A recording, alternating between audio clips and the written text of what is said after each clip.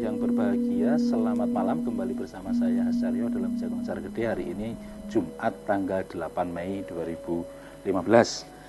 Lama nggak ketemu saya, sama nggak ketemu Mas Kempil. Jenengan delik teng pundi to? Mboten delik no, malah metu. Tak kira program pemutihan badan. Saya kira penggemukan badan apa balemu. Digelonggong terus saya. Terus ditimbang. Nggih, wah cocok. Baik pemirsa, malam hari ini ada wajah lama yang juga Nah, lain. iya, iya, iya. Kok amat tuh meneh. Role apa iki? Curiga lho kula. Curiga. Niki wong loro terus ketik-ketik metu lho. Terus nek bar niku Mas Surono latah.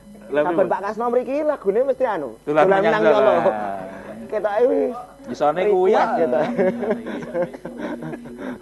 Baik pemirsa, pada malam hari ini kita akan berbincang-bincang mengenai evaluasi pemakaian APB atau implementasi APBD Kota Surakarta 2015 karena tahun ini itu tahun terkait dengan anggaran ini.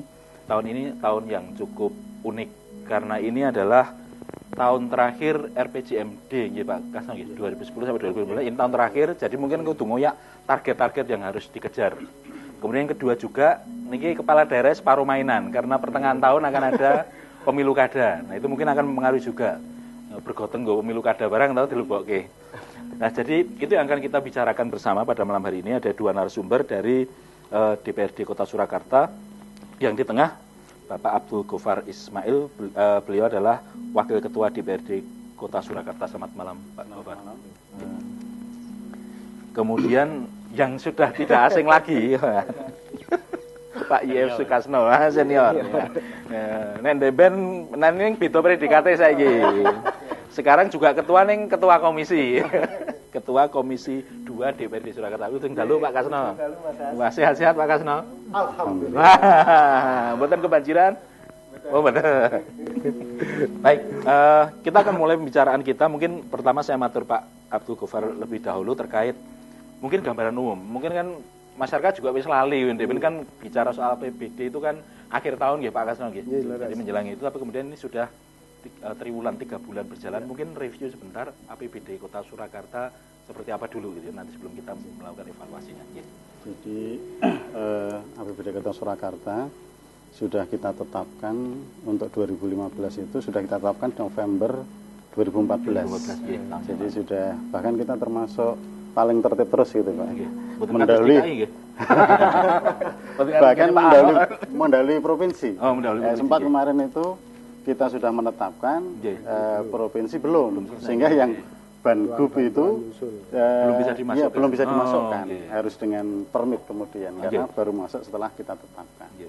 Ini bagian dinamika kemarin dan memang untuk APBD kita yang 2015 ini memang tetap mengarah kepada RKPD yang di RPJMD Pak Wali yang kedua ya, yang tahap kedua ini. Jadi ada menyelesaikan kelurahan.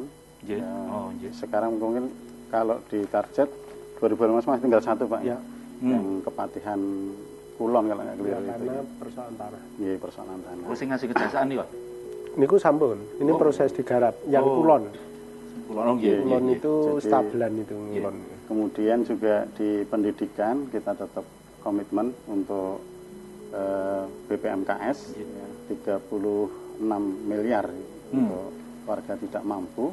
Dan ini untuk 2015 agak spesifik Mas. Jadi evaluasi tahun-tahun sebelumnya untuk BPMKS 2015 ini untuk negeri dimasukkan ke belanja langsung.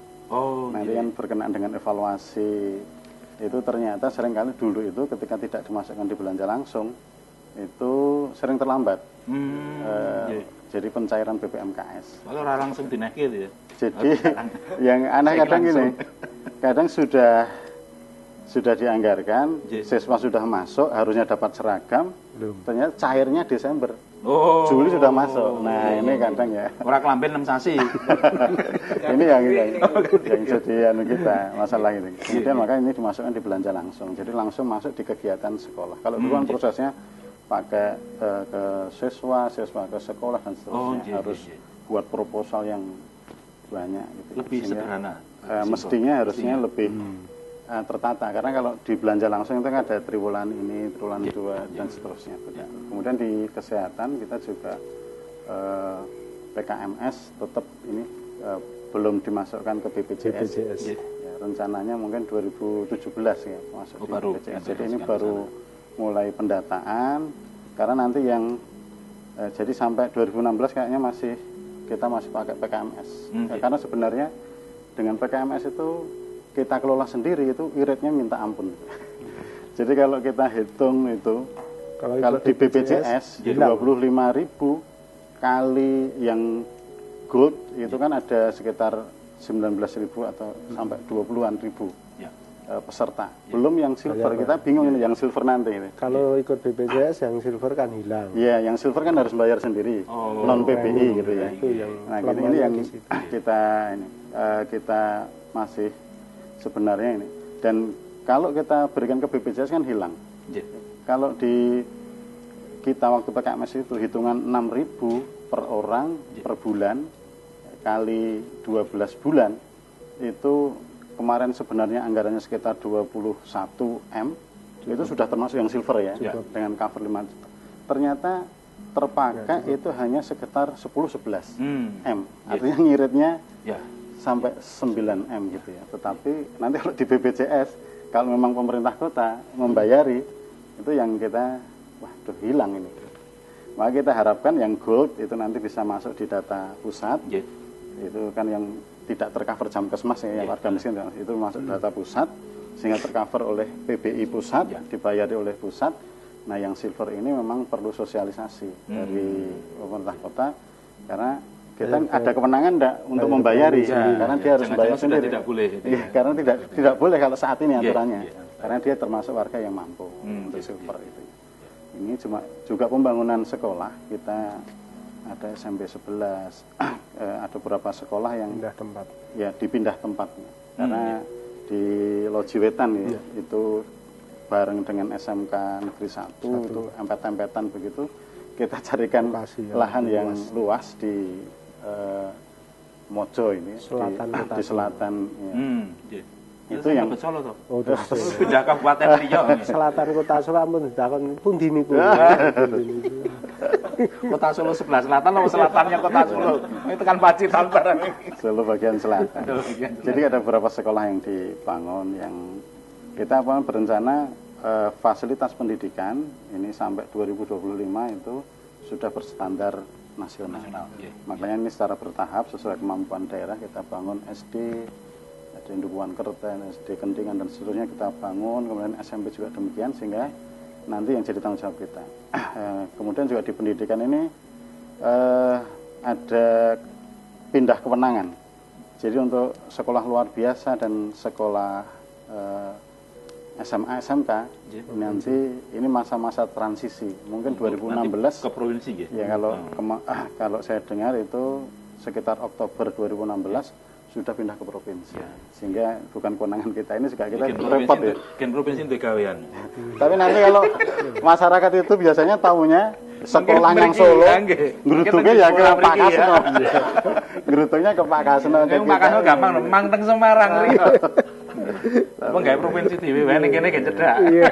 Kemudian juga pembangunan pasar kita lanjutkan. Tanggul ini alhamdulillah dapat bantuan juga untuk pasar tradisional ya kita bangun. Kemudian juga terminal kemarin dapat 60-an miliar ya. Ini untuk yang sudah lama ini ya, terminal itu harapannya bisa